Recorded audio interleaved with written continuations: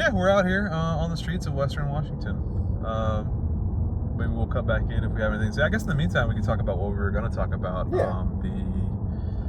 There was a couple pieces of news. One was I don't know if are you familiar with who Chappell Roan is? Oh yeah, my girlfriend is like the biggest fucking stan. Yeah, so is my wife. So I'm a big fan too.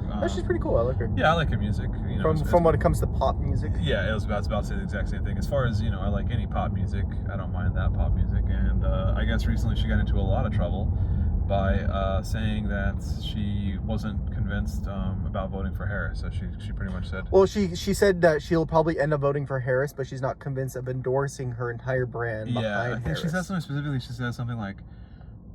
I forget what the phrasing was, about something like not doing anything for me, or like not doing anything for us or something. Or she basically, like, she called out Harris for just not like... for just being like a corporate chill. I mean, like, yeah. I don't think she used that many words, and maybe that wasn't her intention. Maybe that's me kind of putting those words in her mouth. But I think, as I understood it, it was like kind of saying like Harris doesn't stand for anything that like the younger generation stands for. So like, she's nothing to us, which I agree with as a sentiment. Yeah. But the bigger point to that story is then immediately just like the vitriol and hate and homophobia that was thrown at her online by supposed like, rainbow flag in their bio liberals of like, is she even really queer? She's just using her queerness to be good clout. If you're not voting for Kamala, you're not a real queer person. It's like, that's exactly what they said. They just fucking liberal Twitter and liberal just like internet just immediately turned on Chappell Roan because she like dared to go against, like the Democratic Party, which is like not for nothing, but like real queers. I don't want to use like. I'm not a part of that community, so I don't want to speak for that community. But every queer person that I've met fucking hates Kamala Harris. Most politically active queer people are usually not big fans of the Democratic Party. Yeah, because like they do nothing for them. Like, because they are it's just lip service and it's just empty promises. Yeah, I mean, if you look back at the end of the day, if you look back in the history of the Democratic Party, a lot of the big names in the Democratic Party, they weren't actually even supportive of LGBTQ community until fairly recently. Yeah. What was it, like Joe Biden wasn't even in favor of same-sex marriage until like 2012. Yeah, until he really started gearing up for a presidential run, I think. Like, yeah, because exactly. that's popular nationally, so he had to pivot on a lot of... But he's also the same way about abortion. He was anti-abortion until he kind of ran for national office. Put your finger in the fucking wind. That's all it is. Yeah, which is... That's the Democratic Party. At least have, I wouldn't say I wouldn't use the word respect, but at least I have some sort of admiration, I guess, for the Republicans, at least being staunch in what they believe in.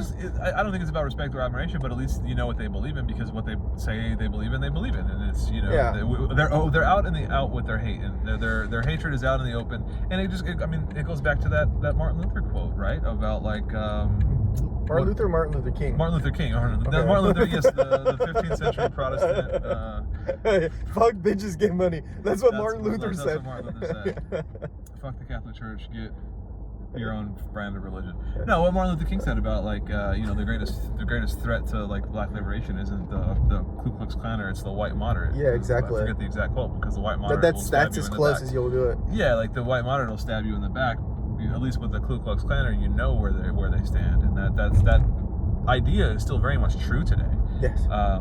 Republicans, you get what you get. It's not a mystery with Republicans. They want to ban abortion. They want to take away LGBTQ rights. Democrats just don't care for those things. So they'll go if it's politically expedient for them to take away gay rights, then they'll take away gay rights. Yeah, and they'll be like, and then they turn around and be like, Chappell Roan, and be like, how dare you? You're supposed to be that white liberal. Mm-hmm. You're supposed to, not go against the grain. Yeah. And I have a lot of respect for, not that I didn't like her, but I liked her. I just didn't know much about her. But after this, I have a lot more respect for her. I always liked her music, but a few months ago, she declined. She was invited to appear at the White House. She was invited to perform at the White House, and she declined. She said, and she said, in solidarity with Gaza, I'm not going to support her to go to perform at the White House. Comrade Roan. So, Comrade Roan. I think that was like, I don't know, a few months ago, 6 months ago, maybe that happened. She might low-key be some sort of socialist. I don't know if she's a socialist, but I think she's just, kind of like, well, I don't know. Maybe she's a socialist. I don't know. But I think she's when you're trying to be a big pop star, You kind of and you want to, you know, climb the ladder of Yeah. mainstream culture, mainstream music. You kind of have to like shush down on your mainstream views. Yeah, we've seen that with on your views. Sorry, we've seen that with a lot of like actors and celebrities. Yeah. Like they just kind of they will just do that lip service and support Israel Yeah. just because it's politically, it's for their career, it's the better thing. exactly. To do. Well, you see, I mean, take a look now. Like, if she did this a year or two ago, I don't think she would blow up the same way. Like, I don't think her music would be as large in the mainstream as it is now. Yeah. But now that she's mainstream, they can't deny her that. Yeah.